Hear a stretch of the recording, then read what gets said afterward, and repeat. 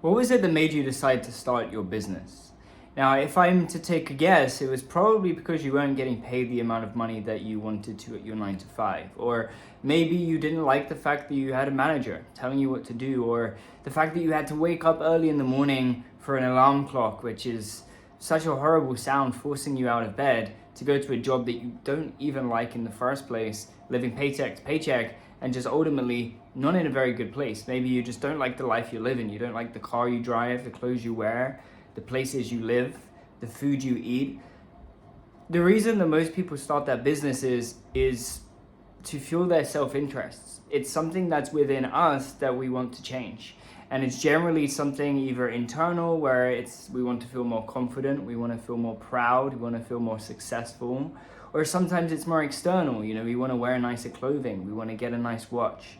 A lot of the time, even the external stuff come back to internal, where you want to feel more respected by people. You want to have that nice watch, the nice clothes, the nice car, whatever it is, to impress your family, so they don't look down on you on the fact that you didn't go to university, or you dropped out, or whatever it may be. But the point is, you're selfish, and that's okay. Human beings are. The majority of what we do is for ourselves. I'm recording this video right now to benefit you, but of course there is a self-interest behind that. We have to be honest with each other if we are going to, if you are going to grow your business. This isn't a thing where we can lie to ourselves. We've got to be honest, and we've got to be self-aware. And when we can be honest and self-aware and truthful, that's when we can make the massive leaps internally that we need to push the business forward. So if you don't know who I am, my name is Reece. I grew my first agency to multiple six figures working with women's fashion brands and e-commerce.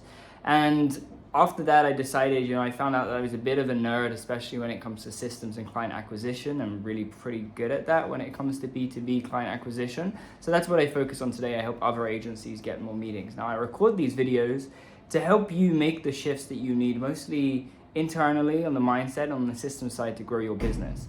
And the reason that I wanted to record this video today is because, quite frankly, especially beginner entrepreneurs, they all think that the business is about them and they're doing everything with them in mind. But this is going to hold you back for a few different reasons. The most important is that business is not about us. As much as we usually start the business for ourselves, for our self-interest, and I say to people that, business is the pinnacle of self-development, self-improvement. You can only get to a certain place in self-development until you need to go ahead and start a business. And this is one of the reasons that people do it. Again, it comes down to their self-interests. But the problem is, businesses are inherently about other people. It's about the people that we hire, our team members, our fulfillment contractors, salespeople, appointment setters. It's about them. And it's also about our clients, the people that we're serving. And actually, it's more about them than anybody. And you are third on the list. One of the things that I learned from my manager before I ended up leaving my 9 to 5, it was a really good manager, and I asked him one time, what's the biggest thing that you learned when it comes to managing a team? And he said, if you work for the people that work for you, I misquoted, if you work for the people that work for you, they will automatically work for you. And what he meant by that, I didn't phrase it very well, but what he means is that if you spend the majority of your time making the lives easier for the people that work for you, they're going to get better work, and they're going to work for you better because they're going to be able to. They're going to be more available. They're going to have the motivation, the drive, the vision to go ahead and support your vision and make your goals and your dreams and your vision successful. So when it comes to business, it's entirely about other people. And if we make it about the other people, if we help them get what they want, we end up getting what we want.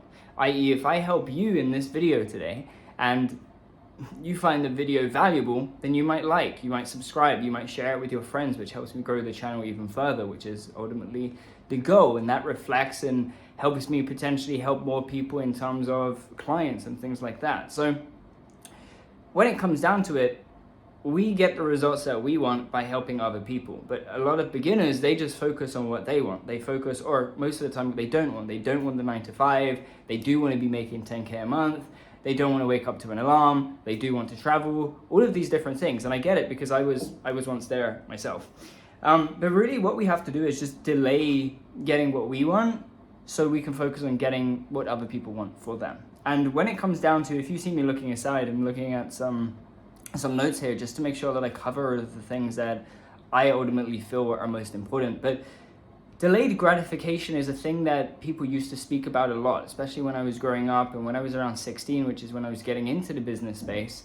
This is when I heard a lot of people talking about delayed gratification and how entrepreneurs need it so much. It feels like these days nobody mentions delayed gratification, probably because it's not as sexy as saying that you can get to 10K a month within 30 days, you know? But the truth is, if you can delay your own gratification, if you can delay your own rewards and focus on other people, once again, you're gonna be able to get the results that you want. It may just come 30 days later, but it's coming. And you gotta believe that it's coming by helping other people. The more value that you add to the marketplace, the more that you can take out of it. And that's all money is, it's value. There's a value exchange going on, you know? If you bring more value to the market, they will end up coming to you and they will pay you what you're worth and what you deserve to be making. And then you'll get the things that you want, okay?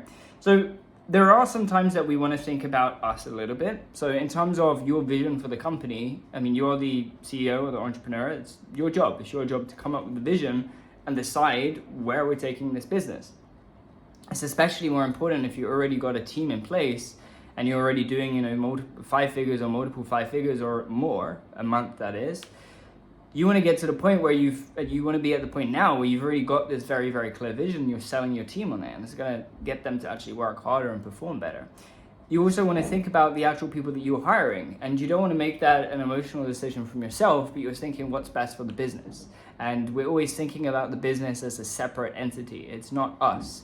A lot of entrepreneurs, especially again, once again, beginner entrepreneurs, is they see the business as them or an extension of themselves. But we have to understand that it's an entirely separate entity, and it actually is. If you get it registered with the government, it's usually you're getting set up a private company or a limited company, which is a separate entity. It's not you, it's separate. And so the decisions that we make for the business should be based on what's best for the business, not what's best for you personally. And this is why sometimes we've got to do work that's not particularly fun. Sometimes we've got to do work that's a little bit boring or hurts our ego and makes us feel a little bad. Like when we're getting rejected in the beginning of the journey, it's not nice. With time, you learn to appreciate it and you understand more about it. But the point is, there's sometimes you want to focus on you, such as the revenue goals and the people that you're hiring. And when I say you, it's you in the business. And there are times that you want to focus on other people, and these are the people that you are focusing on actually helping, you know, in terms of what is the problem that you're solving? What is the service you're offering? What's the mechanism that you're using to achieve the transformation that you're offering people? When you are able to, you know, when you're actually setting up your agency and you're able to set it up in such a way that the foundations are built on the people that you're trying to help, automatically everything becomes a lot simpler, a lot easier, and a lot more efficient to grow the business, because everything's about the people that you're helping, not about you. So to give you a quick example here, one of my students in my one-on-one mentorship came to me earlier today. It's actually what inspired me to write this video. And he basically said to me that he had an issue. He brought up an issue to me and I spotted a problem. And I asked him about the problem, which was that he didn't seem to be providing enough value to his clients or his would-be clients. It's a new offer that he's recently launched. So I asked him, is there any way that you can increase the value to make your offer more valuable? And he told me, yeah, I could, but you know, the service delivery is this and this and this. I wouldn't be able to do it because you can't use Facebook ads for that. And I said to him, look, dude, we don't do this. We don't offer the service that we want to offer. We don't do Facebook ads because we want to offer Facebook ads. We look at the problem that our market is facing and we figure out what is the best, most predictable process to follow to solve that particular problem. And then when we're able to do that, that's what we're selling to people. We're not selling Facebook ads, right? And we're not marrying the service. We're doing whatever it takes to get the results for the client. And this is what I mean, is that a lot of agencies out there are getting into, say, especially in like the SEO and the web design space, because they like those services. So they're like, yeah, I want to create websites. Well, guess what? I also love creating websites. I find it very fun, especially funnels. I find it really enjoyable, and I'm a bit weird. Sometimes I'll, you know, on an evening or on a weekend, if I'm bored, I will fake create a website just to create a funnel because I enjoy it. But I've sold a funnel maybe once, you know, it does, because it's not what people need, or at least the people that I've been working with, it's not usually the thing that they need the most, okay? So very, very important that you understand that we do the things that we have to do for the people that we're working for. And this is a service-based business, meaning that you are serving other people. Earlier in my journey, I didn't like to admit that I was serving people. I felt like it put me below them. But ultimately, you are the expert, you're the person that they're coming to solve the problem, which is amazing. And when you can actually do that predictably, it feels really, really great. So you got to focus on the other people and whatever the problems they have, and then you find out what is the best way for me to solve this, and you do whatever it is, even if it's something that you don't particularly want to do. And you change something that, you do what it is for the people, okay? You're not doing it for you. And really, on the point that I want to conclude this with is about making data-driven decisions. As I said just now, this particular client of mine, he wanted to do Facebook ads, whereas I said to him, hey, why don't you just take the exact same systems that I give you and just use that not only for you to get clients, but on the delivery for your clients, because that's going to make everything ridiculously more simple in actually managing things. And he was like, yeah, that makes a lot of sense. And he told me, he was like, I think I was just trying to, pick the easy route here. And I was like, well, dude, the way that you're going to actually help these people is by using the same systems that I give you to help you grow your agency, which is quite funny. Obviously, it's B2B. I'm teaching him B2B. So I just said, hey, your clients also want B2B stuff. So give them, use the same systems for their results. It makes perfect sense.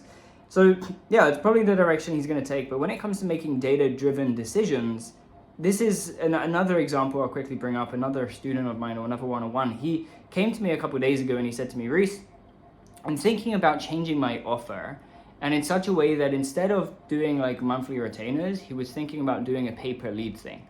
And I asked him, like he was asking me, yeah, so I've been doing some cold calling, I've got a bit of interest, but no meetings yet, blah, blah, blah, blah.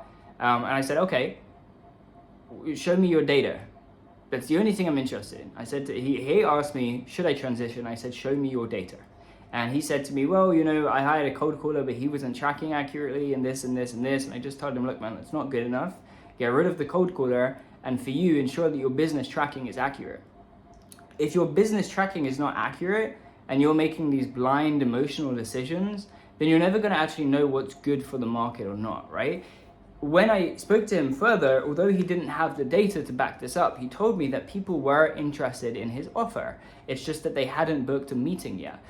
That's not, that there's a different issue there. It's not that he has to change the offer. If people are interested, we've got to figure out why they were losing interest. And in his scenario, it didn't sound like it was the fact that he was doing a retainer, because they didn't even know he was. So whether or not he was doing a retainer or a paper lead or whatever it may be, they didn't actually know that at the time. So it wouldn't make any sense. So I just said to him, look, man, you've got to make data-driven decisions. And our actions, our decisions should be based on the people that we're working with and working for, not based on just what we want in the moment and what we feel would be best, what we feel would be best. Now, it's okay to have intuition. And in fact, in many, many cases, it's good to trust your intuition and go with what you feel is right. But in many, many, many, many cases, you need to look at the data and see what the data is backing up. If you've got a hunch, if you've got your intuition is telling you to do something, look at the data or investigate it, then make the decision if it backs it up, okay? I hope that makes sense. Now, if you're an agency owner yourself and you're looking for a more consistent and predictable flow of clients for your agency, click the link down below. It's a website that explains a little bit more about how my one-on-one mentorship works. So you can look at if you vibe with me and you like this type of content, it might make sense for us to work more intimately one-on-one together so I can actually help you on a more specific and personalized basis. So if you want it, click the link down below. If not, that's totally fine. Just click the subscribe button instead so you can keep up to date with this content, which is obviously totally free.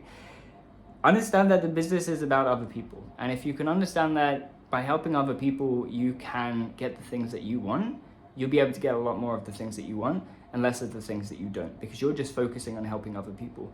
I know this is more difficult when you've got your back on the wall and you're working a job that you don't like and you want to leave and you're just thinking about, I just want to leave, I just want to leave, I just want to leave.